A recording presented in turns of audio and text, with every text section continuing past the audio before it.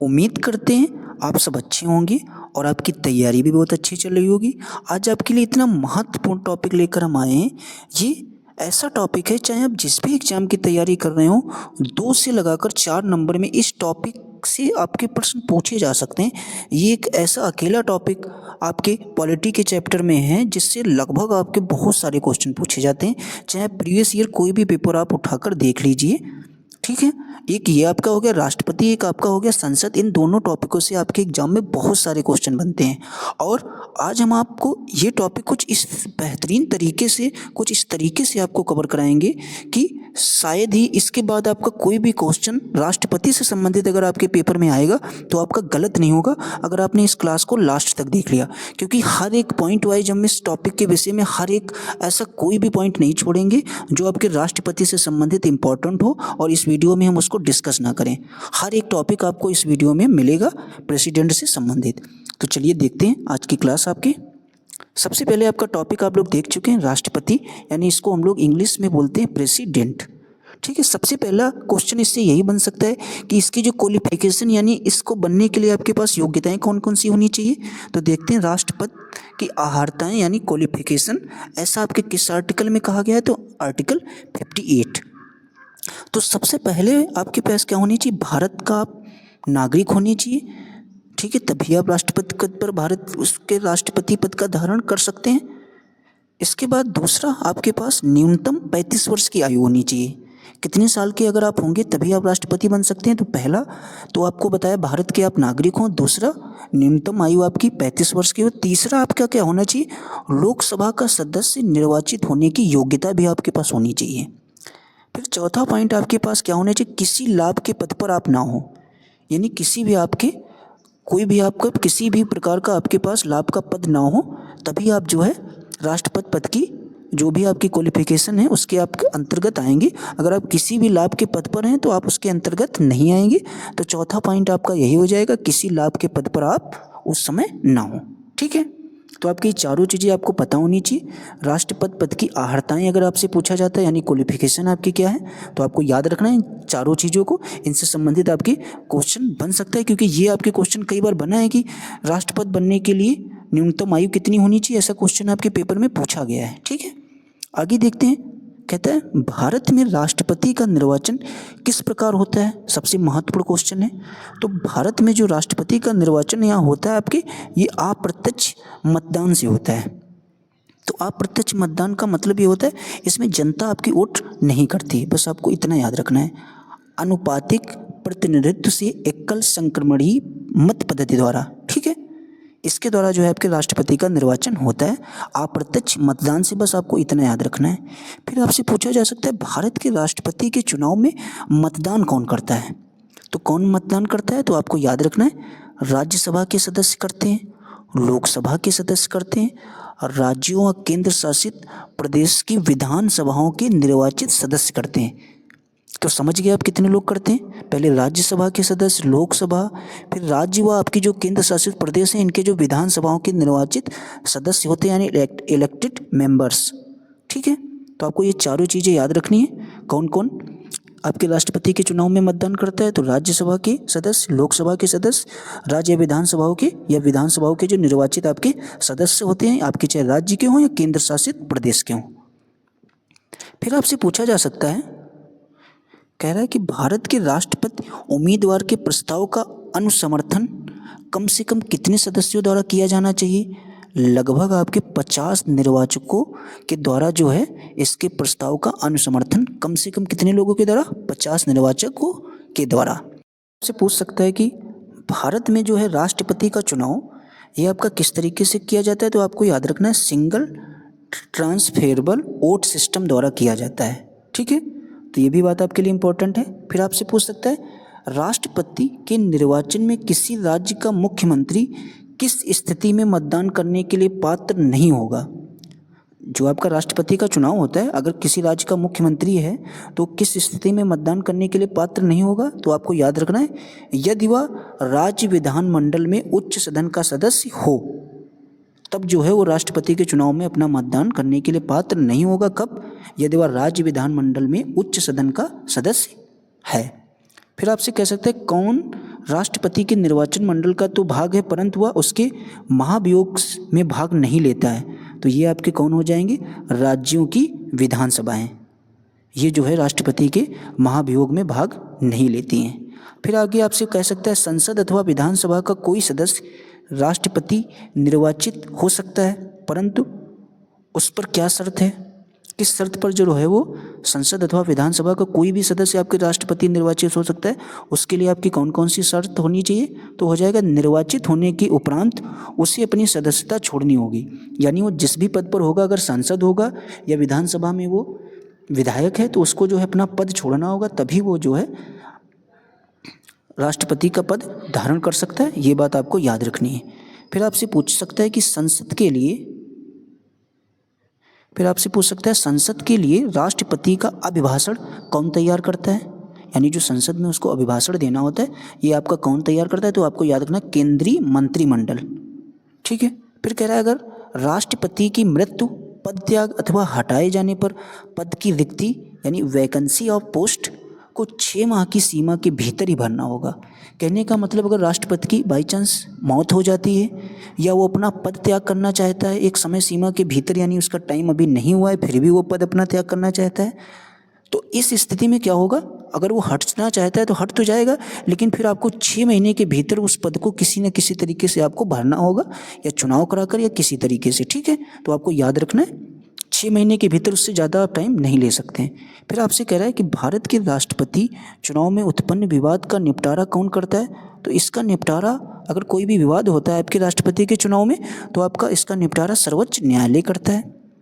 फिर आपसे कहता है भारत के राष्ट्रपति को उसके कार्यकाल की समाप्ति से पूर्व किस प्रकार पद से हटाया जा सकता है? यानी जो आपका भारत का राष्ट्रपति है, अगर उसका कार्यकाल अभी पूरा नहीं हुआ फिर भी आप उसको हटाना चाहते हैं, तो किस तरीके से आप हटा सकते हैं? महाभियोग के द्वारा उसको हटा सकते हैं। फिर आपसे कह रहा है भारत के राष्ट्रपति को उसके पद से हटाने का अधिकार किसे प्राप्त है? तो उसे उसके पद से हटाने का अधिकार जो है सिर्फ संसद को प्राप्त है। ठीक है, तो आप इतनी चीज़ें अच्छे से समझ रहे होंगे, उम्मीद कर रहे हैं। जो चीज़ें आपको नहीं समझ में रहे उनको आप प्लीज़ रिपीट करके दोबारा देखना। फिर आइए देखते हैं। फिर आपसे कह रहा है, ये आपके लिए कुछ अनुच्छेद इंपॉर्टेंट है, इनको आप लोग जरूर लिखते हुए चलिए। कह रहा है संघ की कार्यपालिका शक्तियां किस अनुच्छेद के अंतर्गत राष्ट्रपति में निहित हैं? जो भी आपकी संघ की कार्यपालिका की शक्तियां हैं, ये किस आर्टिकल के अंतर्गत आपके राष्ट्रपति में निहित हैं? तो आपको याद रखना है आर्टिकल आपका कौन सा हो जाएगा?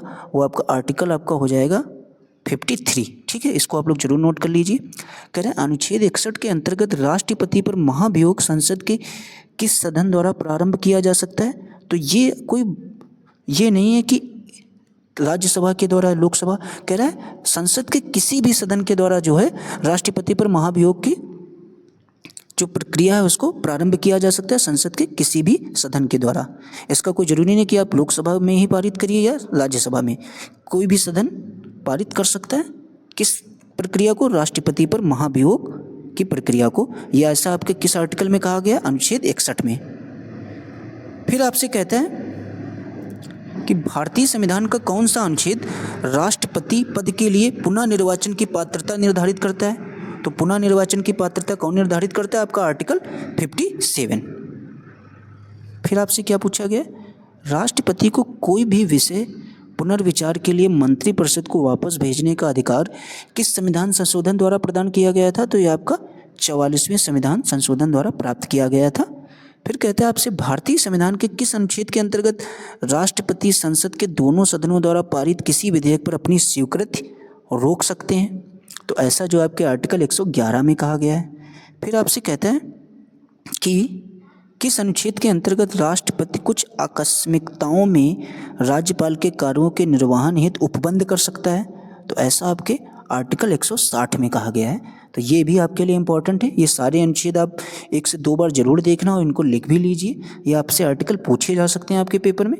फिर आइए देखते हैं जो और महत्वपूर्ण आर्टिकल आपके हैं अनुच्छेद राष्ट्रपति से संबंधित, उनको भी हम लोग डिस्कस करते हैं। तो सबसे पहले आपसे कह रहा है राष्ट्रपति से संबंधित महत्वपूर्ण अनुच्छेद। अगर आपसे अनुच्छेद 52 कहता है, ये आपका क्या है? भारत का राष्ट्रपति से संबंधित है। 53 कहता है संघ की कार्यपालिका की शक्ति। फिर कहता है राष्ट्रपति का निर्वाचक मंडल अनुच्छेद आपसे 54 कहता है। 55 में ऐसा कहा गया है कि राष्ट्रपति के निर्वाचन की रीति क्या है। 56 में कहा गया राष्ट्रपति की पदावधि। 57 में कहा गया पुनर्निर्वाचन के लिए पात्रता किसमें कहा गया है, 57 में कहा गया, ये इंपॉर्टेंट है।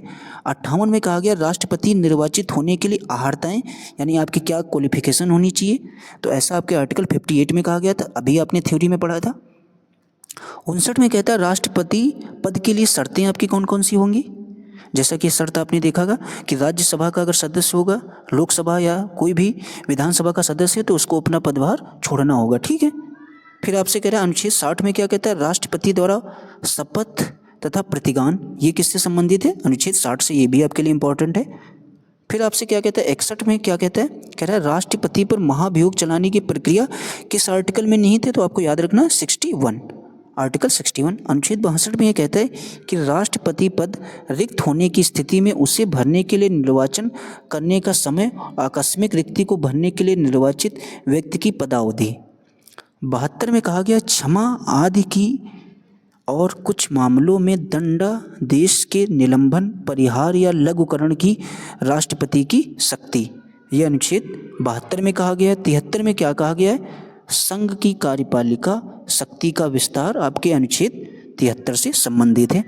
फिर आपके लिए एक नोट करके पॉइंट दे रखा था, इसको भी हम लोग डिस्कस करते हैं।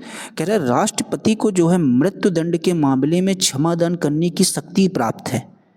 किसको अगर पूछा जाए, अगर किसी व्यक्ति को मौत की सज़ा सुनाई गई है तो उसको अगर क्षमादान आपको प्राप्त करना है तो सिर्फ एक व्यक्ति प्राप्त कर सकता है, वो आपका कौन है, राष्ट्रपति। इसके अलावा आपका कोई भी भारत में ऐसा नहीं है जो उसको क्षमादान की जिसके पास शक्ति प्रोवाइड हो या जिसको प्राप्त हो, ठीक है। तो आपको याद रखना, किंतु ऐसा जो है राज्यपाल के पास ये शक्ति नहीं होती है, सिर्फ आपके राष्ट्रपति के पास ऐसी शक्ति होती है कि जो मृत्युदंड के मामले में क्षमादान करने की शक्ति, बल्कि आपके राज्यपाल के पास ऐसी कोई शक्ति नहीं होती। देखते हैं दूसरा पेज जो आपके राष्ट्रपति से संबंधित दे रखा है। इन दोनों पेजों में वो सारी बातें आपके लिए इंपॉर्टेंट हैं जो भी अभी तक आपके राष्ट्रपति से संबंधित आपके पेपर में पूछी जाती हैं या पूछी गई हैं या पूछी जाने की जिनकी संभावना है। तो चलिए देखते हैं। फिर आपसे इसमें ये भी पेज आपके लिए मोस्ट इंपॉर्टेंट होने वाला है, जितना आपके लिए फर्स्ट पेज इंपॉर्टेंट था उससे कई ज़्यादा ये भी इंपॉर्टेंट होने वाला है। तो प्लीज़ आप लोग वीडियो को देखते रहिए।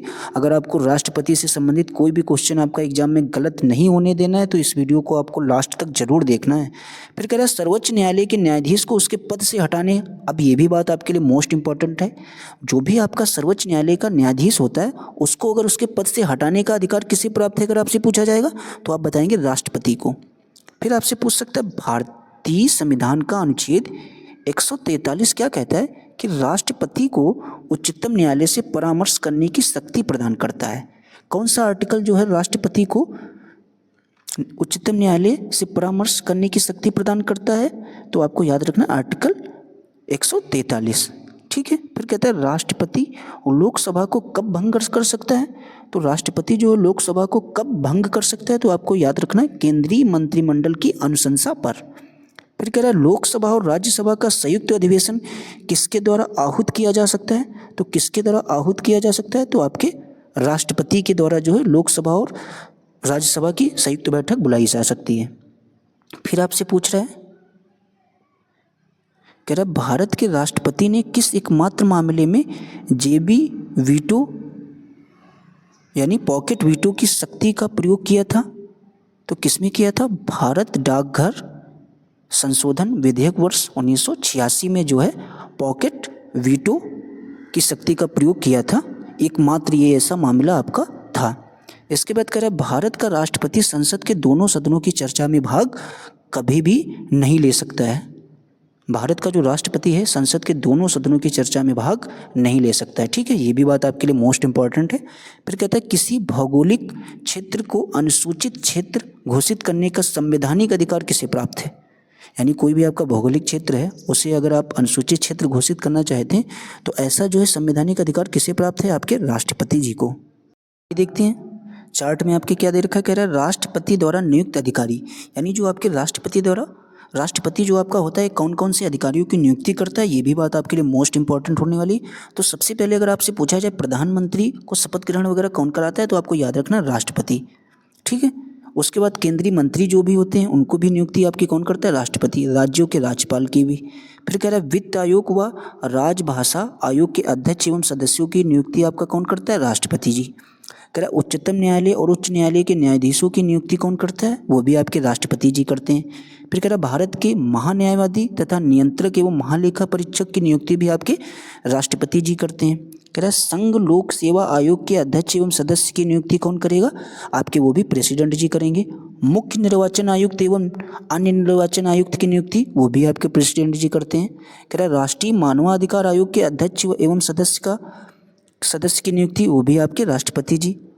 अनुसूचित जाति तथा अनुसूचित जनजाति आयोग के अध्यक्ष एवं सदस्य की नियुक्ति आपके कौन करेंगे? वो भी आपके राष्ट्रपति जी। कह रहा है संघ राज्य क्षेत्रों के राज्यपाल अथवा प्रशासक की भी नियुक्ति, दिल्ली व पांडिचेरी के जो मुख्यमंत्री हैं इनकी भी नियुक्ति आपका कौन करेगा? ये भी आपके राष्ट्रपति जी करते हैं। ठीक है, अब देखते हैं इनसे संबंधित कुछ और इम्पोर्टेंट पॉइंट होने वाले। ये आपका मोस्ट इम्पॉर्टेंट पॉइंट है कि वर्तमान में राष्ट्रपति का जो आपका मासिक वेतन है ये कितना है। तो आपको याद रखना है इसका जवाब जरूर। 5 लाख जो है आपके राष्ट्रपति का वर्तमान में वेतन है, वो भी कौन सा? मासिक वेतन। ठीक है, फिर आपसे कह रहा है यदि भारत के राष्ट्रपति का पद रिक्त हो जाए और कोई उपराष्ट्रपति भी ना हो तब कार्यवाहक राष्ट्रपति कौन होगा? तो आपको याद रखना ऐसी कंडीशन में आपका कार्यवाहक राष्ट्रपति सर्वोच्च न्यायालय का मुख्य न्यायाधीश होगा। ये भी बात आपके लिए मोस्ट इंपॉर्टेंट है इस चैप्टर की। ठीक है, आगे देखते हैं। फिर कह रहा है वह राष्ट्र का प्रतिनिधित्व करता है परंतु राष्ट्र का नेतृत्व नहीं करता। यह उक्ति किस पर लागू होती? तो ये भी आपके भारत के राष्ट्रपति पर लागू होती है। यानी ये जो आपका राष्ट्र है इसका तो प्रतिनिधित्व करता है लेकिन परंतु राष्ट्र का नेतृत्व नहीं करता है। तो राष्ट्र के आपके नेतृत्व कौन करता है? ये आपके प्रधानमंत्री जी करते हैं। यही आपके प्रधानमंत्री और राष्ट्रपति के बीच में मेन डिफरेंस है। ठीक है, तो ये बात आपको जरूर याद रखनी। फिर कह रहा है भारत के राष्ट्रपतियों में से कौन बिहार का राज्यपाल रह चुका है? तो ऐसे आपके 2 लोग थे, एक थे आपके डॉक्टर जाकिर हुसैन और एक आपके हैं श्री रामनाथ कोविंद जी। ये दोनों लोग आपके बिहार के राज्यपाल भी रह चुके हैं और ये भारत के आपके राष्ट्रपति भी रह चुके हैं। तो ये बात आपको जरूर याद रखनी। आगे देखते हैं। फिर कह रहा है राष्ट्रपति के प्रसादोपर्यंत पद धारण करने वाले पदाधिकारी आपके कौन होते हैं? तो आपको याद रखना ये आपके यूनियन मिनिस्टर्स होते हैं यानी संघ के मंत्री। फिर गवर्नर्स यानी राज्यों के राज्यपाल होते हैं। फिर कह रहा है भारत का महान्यायवादी यानी अटॉर्नी जनरल ऑफ इंडिया, ये किसके द्वारा सब प्रसादोपर्यंत पद धारण करते हैं? ये आपके राष्ट्रपति जी के द्वारा। ये तीनों बातें आपके लिए इंपॉर्टेंट है। फिर कहता है एक विधेयक जो संसद में प्रस्तुत किया जाता है, यानी एक विधेयक जो आपका है वो संसद में प्रस्तुत किया जाता है, वह किस प्रक्रिया के बाद अधिनियम बन जाता है? तो ये आपको याद रखना है राष्ट्रपति के हस्ताक्षर के बाद ही वह एक प्रक्रिया के बाद जो है क्या बन जाता है? आपका अधिनियम बन जाता है। ठीक है, देखते हैं जब कोई विधेयक, तो आपके चार्ट में दे रखा कह रहा है जब कोई विधेयक संसद के दोनों सदनों द्वारा पारित कर दिया जाए तो राष्ट्रपति को उस विधेयक पर अपनी अनुमति रोकने का अधिकार प्राप्त है। ठीक है, ये भी बात आपके लिए इंपॉर्टेंट है। फिर कह रहा है निर्विरोध रूप से चुने गए भारत के राष्ट्रपति कौन थे? यानी जिसमें किसी भी प्रकार का चुनाव नहीं होता है उसको बोलते हैं निर्विरोध। तो निर्विरोध रूप में चुने गए आपके जो प्रथम भारत के राष्ट्रपति थे ये आपके थे नीलम संजीव रेड्डी जी। ठीक है, कौन थे? नीलम संजीव रेड्डी जी। ये आपके निर्विरोध चुने जाने वाले भारत के प्रथम राष्ट्रपति कौन थे? नीलम संजीव रेड्डी जी। फिर आपसे कह रहे भारत के राष्ट्रपतियों में से किनका संबंध ट्रेड यूनियन आंदोलन से रहा है? तो ट्रेड यूनियन आंदोलन से संबंध आपका किसका रहा है? वेंकट गिरी जी का। ठीक है, वराहगिरी वेंकट गिरी, इनका जो संबंध है किससे रहा है? ट्रेड यूनियन आंदोलन से। फिर क्या कह रहा है? भारतीय संविधान भारत के राष्ट्रपति को राज्यों के मुख्यमंत्रियों की नियुक्ति का अधिकार नहीं देता है। ठीक है, ये भी बात याद रखना है राज्यों के जो मुख्यमंत्री की नियुक्ति का अधिकार किसे है? वो आपके राज्यपाल को है, राष्ट्रपति को नहीं है। ये आपको याद रखना है। ऐसा किसमें? भारत के संविधान में नहीं थे। फिर कह रहा है राष्ट्रपति का कार्यकाल कितना होता है? ये पद ग्रहण के दिन से 5 वर्ष तक, यानी जिस भी दिन आप पद ग्रहण करेंगे उस दिन से लगाकर 5 साल तक। ठीक है, ये आपके राष्ट्रपति के कार्यकाल का पद धारण करने का समय होता है, पद ग्रहण करने का समय होता है। इसके बाद कह रहा है भारत के किस राष्ट्रपति को मिसाइल मैन? तो मिसाइल मैन आप लोग अच्छे से जानते हो, डॉक्टर APJ अब्दुल कलाम को। ये भी क्वेश्चन आपका मोस्ट इंपॉर्टेंट होने वाला है। फिर आपसे क्या पूछा जा सकता है? भारत के मुख्य न्यायाधीशों में से किसने राष्ट्रपति के रूप में कार्य किया था? तो आपको याद रखना है जस्टिस M हिदायतुल्लाह, इन्होंने जो है न्यायाधीश होते हुए राष्ट्रपति के रूप में कार्य किया था। यही सिर्फ एक ऐसे व्यक्ति हैं, तो ये भी बात आपको याद रखनी। कह रहा है धन विधेयक को पुनर्विचार हेतु लौटाने का संवैधानिक विशेषाधिकार राष्ट्रपति के पास नहीं है। मनी बिल पर अगर बात होगी तो इसको जो है लौटाने का संवैधानिक विशेषाधिकार किसे प्राप्त नहीं है, राष्ट्रपति के पास नहीं है। फिर कह रहा है द्रौपदी मुर्मू को भारतीय गणतंत्र के राष्ट्रपति के रूप में कौन सा क्रम है, तो ये आपका इनका क्रम आपका 15वां हो जाएगा। ठीक है, तो ये आपके ये देखते हैं क्या कहते हैं। राष्ट्रपति के रूप में डॉक्टर राजेंद्र प्रसाद ने सबसे लंबी अवधि तक एवं डॉक्टर जाकिर हुसैन ने कार्यकारी राष्ट्रपति छोड़कर सबसे कम अवधि तक यानी 1 वर्ष 11 दिन तक सिर्फ राष्ट्रपति कौन रहे थे, ये आपके डॉक्टर जाकिर हुसैन रहे थे। अगर आपसे पूछा जाए सबसे लंबी अवधि तक आपके राष्ट्रपति, तो वो आपके डॉक्टर राजेंद्र प्रसाद जी रहे थे। ये दोनों बातें आपके लिए इंपॉर्टेंट है, इनको आप लोग जरूर याद रखना। फिर आपसे कह रहा है राष्ट्रपति द्वारा क्षमादान की स्थितियाँ कौन सी है, कह रहा है जब दंड सेना न्यायालय द्वारा दिया गया हो तभी आपका राष्ट्रपति क्षमा कर सकता है। फिर कह रहा है जब दंड संघीय विषय से संबंधित विधि के विरुद्ध अपराध के लिए दिया गया हो, या जब दंडादेश मृत्युदंड हो तब भी जो है ये सारी शक्तियाँ किसके पास है, ये आपके राष्ट्रपति के पास है कि इनको वो क्षमा कर सकता है। आगे देखते हैं जो आपका नोट पर के पॉइंट दे रखा है आखिरी, कह रहा है द्रौपदी मुर्मू भारत की प्रथम आदिवासी, द्वितीय महिला, स्वतंत्र भारत में पैदा होने वाली प्रथम एवं सबसे कम उम्र की राष्ट्रपति हैं। ठीक है, तो ये बातें देख लीजिए आप, बहुत इंपॉर्टेंट है। यानी कह रहा है द्रौपदी मुर्मू जो है ये भारत की प्रथम आदिवासी महिला आपकी क्या है, राष्ट्रपति हैं। फिर इसके बाद द्वितीय महिला, स्वतंत्र भारत में पैदा होने वाली प्रथम महिला एवं सबसे कम उम्र की राष्ट्रपति भी आपकी यही है। तो आपको ये सारी बातें नोट करके लिख जरूर लेना है। तो उम्मीद करते हैं आपको राष्ट्रपति से संबंधित सारी चीज़ें आपको समझ में आ गई होंगी, क्लियर भी हो गई होंगी, क्योंकि हमने कोशिश करके आपको हर एक चीज़ बहुत ही बेहतरीन ढंग से समझाने की कोशिश की है। फिर भी अगर थोड़ी बहुत कोई गलती हो जाती है तो प्लीज़ आप लोग बताना ज़रूर, कोशिश करेंगे उस गलती में सुधार करने की। बस आप लोगों से यही एक रिक्वेस्ट है कि वीडियो को आप लोग ज़्यादा से ज़्यादा लोगों में शेयर ज़रूर कर देना, और अगर आपको कंटेंट हमारा ठीक ठाक लगा हो तो प्लीज़ चैनल को लाइक और सब्सक्राइब भी कर देना। Thanks for watching.